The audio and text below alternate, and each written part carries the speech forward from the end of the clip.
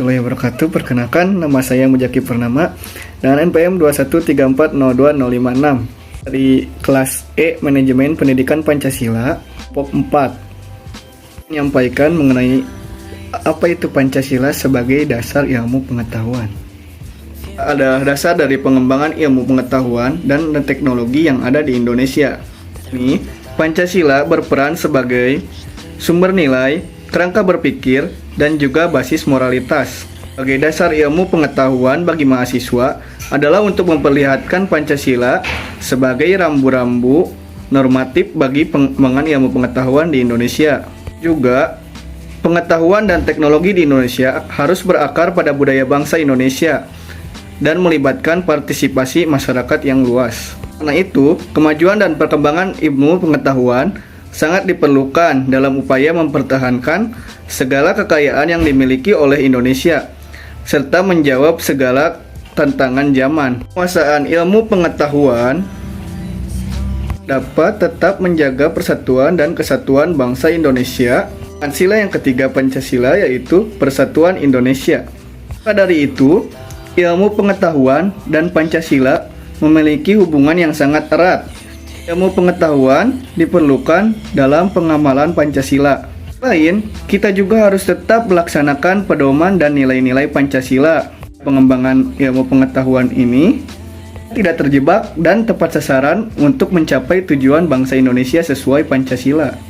Pancasila juga sebagai dasar ilmu pengetahuan, lembaga pendidikan, mempunyai nilai-nilai yang terkandung dalam Pancasila guna mengembangkan kualitas ilmu pendidikan yang bermutu dan berkompeten. Yang dapat saya sampaikan mengenai Pancasila sebagai dasar ilmu pengetahuan. Mohon maaf bila ada kekurangan dan kesalahan. Wassalamualaikum warahmatullahi wabarakatuh.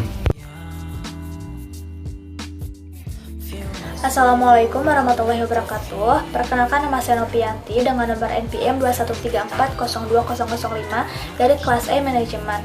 Kontribusi saya dalam kelompok saya yaitu akan menjelaskan materi tentang hubungan nilai-nilai Pancasila dengan ilmu pengetahuan. Hubungan nilai-nilai Pancasila dengan pengembangan ilmu pengetahuan dan teknologi. Yang pertama, nilai ketuhanan sebagai dasar pengembangan ilmu pengetahuan. Sila pertama ini, ketuhanan yang Maha Esa.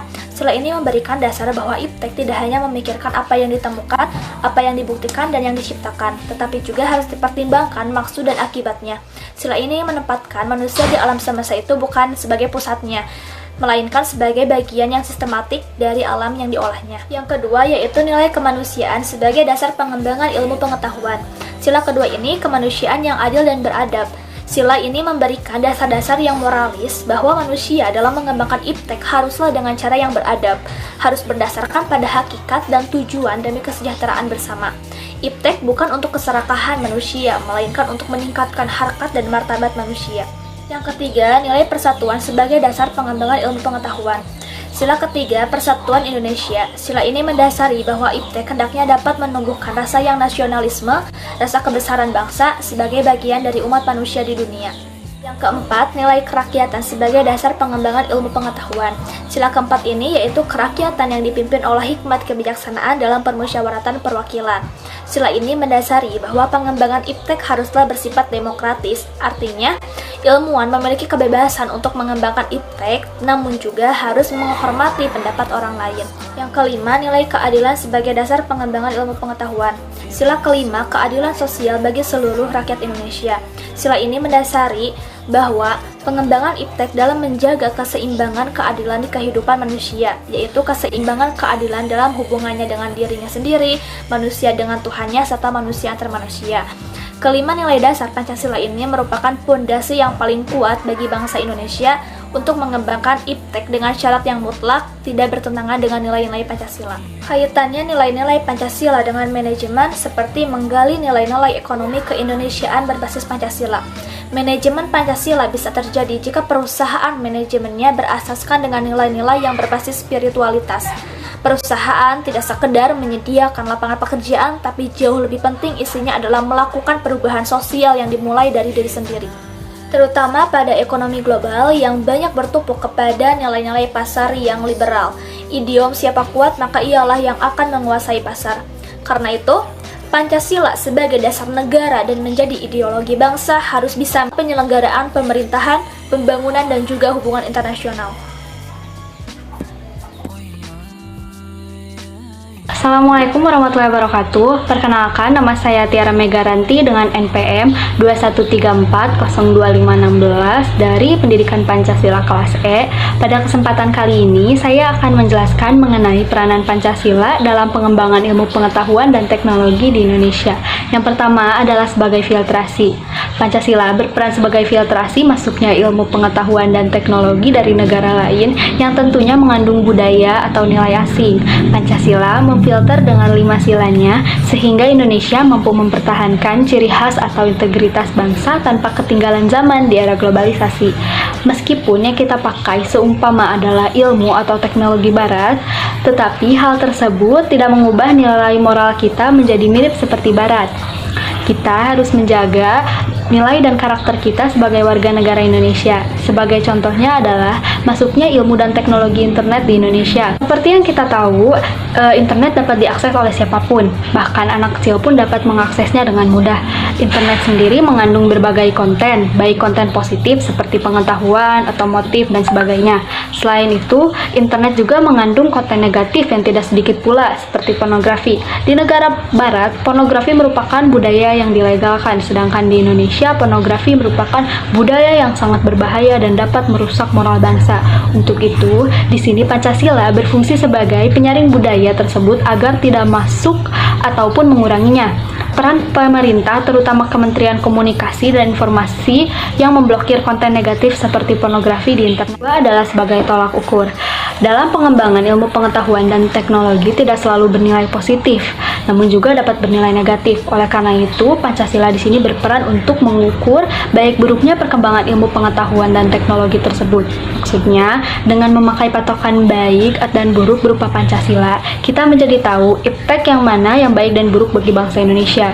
Sebagai contoh, penerapan energi nuklir sebagai sumber tenaga dan keamanan Indonesia.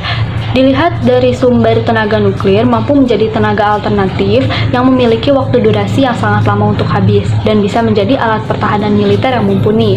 Tapi jika dilihat dari sudut geografis Indonesia yang merupakan wilayah cincin pegunungan api yang aktif atau ring of fire, pengembangan tenaga nuklir tidak baik untuk dijalankan karena wilayah Indonesia sering terjadi gempa bumi dan letusan gunung yang dapat membuat teknologi nuklir tersebut mengalami malfungsi seperti bocor dan meledak, menyebabkan dampak yang sangat merusak dan berpotensi memusnahkan peradaban.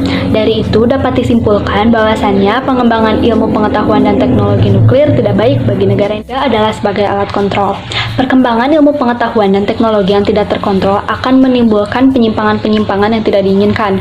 Dengan adanya nilai-nilai Pancasila dalam perkembangan ilmu pengetahuan dan teknologi dapat mengkontrol dan memberi arahan kemanakah akan berkembang. Sebagai contoh adalah teknologi industrialisasi pembuatan hormon insulin dari ekstrak darah babi. Hal tersebut sekilas terlihat sangat menguntungkan bagi industri kimia untuk dikembangkan karena melihat permintaan yang sangat tinggi dan biaya produksi yang murah. Tetapi hal tersebut akan menjadi masalah jika diterapkan di Indonesia karena bertentangan dengan sila pertama Pancasila. Teknologi tersebut dilarang disebabkan karena bisa mencederai perasaan terutama kaum muslim di Indonesia karena babi merupakan binatang haram dalam ajaran Islam. Assalamualaikum warahmatullahi wabarakatuh. Perkenalkan, nama saya Muhammad Ardiatori, nomor NPM 2134025510, jurusan Manajemen kelas E kelompok 4.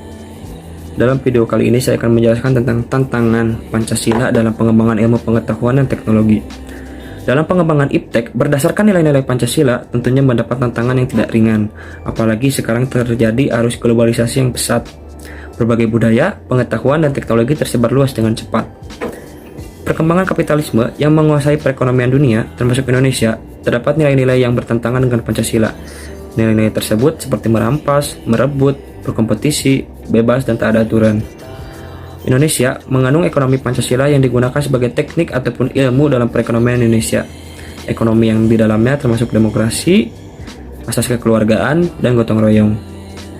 Negara Indonesia merupakan sasaran pasar utama bagi negara produsen teknologi maupun produk-produk lainnya. Sebagai contoh, ketika Dahlan Islan menjadi menteri, beliau sangat mendukung dikembangkannya teknologi mobil listrik. Setelah mobil listrik itu jadi dan diuji, mobil tersebut tidak lolos uji emisi, padahal tidak menggunakan knalpot, atau bahan bakar minyak, sehingga tidak mungkin terdapat emisi. Jika pemerintah lebih mengapresiasi perkembangan tersebut, bisa menjadi komoditi utama dalam ekspor dan menjadi jalan alternatif pengganti mobil dengan bahan bakar minyak yang dapat mengurangi polusi. Indonesia pun bisa menjadi negara produsen dan perlahan meninggalkan atribut negara konsumen. Sekian, terima kasih. Assalamualaikum warahmatullahi wabarakatuh. Perkenalkan, saya Tasyana Lutfiah, NPM 213402518 dari kelompok 4 jurusan manajemen kelas E. Saya akan menjelaskan tentang pentingnya Pancasila sebagai dasar nilai dalam pengembangan ilmu. Perkembangan iptek dari zaman ke zaman semakin maju dan tak terbatas. Kemajuan iptek adalah suatu gejala yang tidak dapat dihindarkan karena kemajuan teknologi berjalan seiring dengan kemajuan ilmu pengetahuan. Perkembangan iptek memunculkan banyak masalah nilai dalam iptek itu sendiri. Iptek tanpa nilai dapat berbahaya karena memunculkan banyak masalah. Contohnya adalah media sosial yang di dalamnya terdapat banyak dampak negatif seperti hate speech atau cyberbullying. Selain itu, muncul banyak hacker yang dapat membahayakan data-data pribadi ataupun data-data dalam teknologi digital. Untuk itu, dibutuhkan jalan keluar untuk mengatasi masalah tersebut. Pancasila merupakan ideologi dan dasar negara Indonesia yang dapat dijadikan dasar dari nilai pengetahuan, sumber pengembangan ilmu dan teknologi. Perkembangan iptek tidak boleh bertentangan dengan nilai-nilai Pancasila dan harus berakar dari budaya dan nilai Pancasila agar tidak membawa pengaruh buruk bagi masyarakat. Apabila iptek bertentangan dan tidak sesuai dengan nilai Pancasila, maka akan banyak dampak negatif yang ditimbulkan seperti kerusakan lingkungan, dekadensi moral, dan lunturnya nilai-nilai luhur bangsa Indonesia. Kelima sila Pancasila merupakan pegangan dan pedoman dalam pengembangan ilmu, pengetahuan, dan teknologi. Dan Pancasila juga berperan penting sebagai rambu normatif bagi perkembangan iptek di Indonesia. Assalamualaikum warahmatullahi wabarakatuh. Perkenalkan, nama saya Feva Nurainunisa Subiana dengan nomor NPM 213402104 akan menjelaskan mengenai penerapan Pancasila dalam ilmu manajemen. Untuk sila yang pertama, yaitu ketuhanan yang Maha Esa, merupakan dasar yang menekankan bahwa di atas kita dimanapun kita berada, tetap ada yang Maha Kuasa yang mengamati perilaku kita dalam mengelola kekayaan alam dan hubungan antar manusia dalam berbangsa, bernegara, dan bahkan berbisnis yang telah dipercayakan kepada kita untuk dikelola secara bijaksana. Dasar ini bila dihayati dan dijalankan dapat menghindarkan kita dari perbuatan perilaku yang tidak etis, mengabaikan good governance, bertindak semena-mena baik sebagai pemimpin, penguasa maupun pemilik, khususnya dalam berbisnis. Sila yang kedua yaitu kemanusiaan yang adil dan beradab, suatu dasar dalam penanganan masalah hak asasi manusia yang hakiki. Bila kita benar-benar berpegang teguh pada dasar ini, maka kita dapat membangun suatu budaya saling menghargai secara adil baik dalam lingkungan kecil, contohnya berorganisasi, dalam perusahaan maupun dalam lingkungan yang lebih luas yaitu dalam bermasyarakat. Untuk selanjutnya yaitu sila ketiga yaitu Persatuan Indonesia. Sila ini menggambarkan kebersamaan dalam visi dan misi menjadi dasar patokan yang dapat dipakai agar secara bersama suatu organisasi maupun suatu perusahaan atau grup perusahaan dapat bergerak bersama menjalankan kegiatannya untuk mencapai cita-cita yang dicanangkan dan dipagari dalam visi dan misi mereka. Untuk selanjutnya yaitu sila keempat, yaitu kerakyatan yang dipimpin oleh hikmah kebijaksanaan dalam permusyawaratan perwakilan. Di sini kita diingatkan bahwa di antara manusia tidak mempunyai kekuasaan yang mutlak kecuali melalui permusyawaratan atau perwakilan. Dalam perusahaan, maka ada rapat pemegang saham sebagai kekuasaan tertinggi, ada komisaris sebagai pengawas, dan ada direksi sebagai pengelola pelaksana. Dan yang untuk yang terakhir yaitu sila kelima yaitu keadilan sosial bagi seluruh rakyat Indonesia. Sila ini suatu pemikiran tertinggi akan kebersamaan dalam kehidupan di antara sesama yang menggambarkan kewajiban dan sekaligus tanggung jawab. Menjadi tanggung jawab bahwa setiap kebijakan dan kegiatan yang dilakukan mempunyai konsekuensi tanggung jawab untuk tidak menyengsarakan masyarakat, baik dalam lingkungan dekat, contohnya pegawai atau karyawan, maupun dalam lingkungan luas seperti masyarakat sekitar, komunitas pemakai, komunitas pemasok, maupun komunitas sesama pengusaha. Sekian materi yang bisa saya sampaikan, saya ucapkan terima kasih.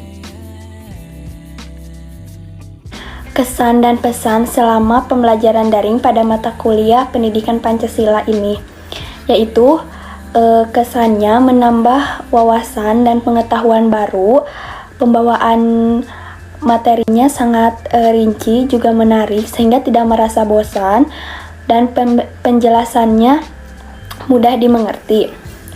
Pesannya yaitu semoga materi yang disampaikan bisa bermanfaat bagi pendengar juga bagi pembawa materi. Sekian dari kelompok kami, mohon maaf apabila banyak kesalahan. Wassalamualaikum warahmatullahi wabarakatuh.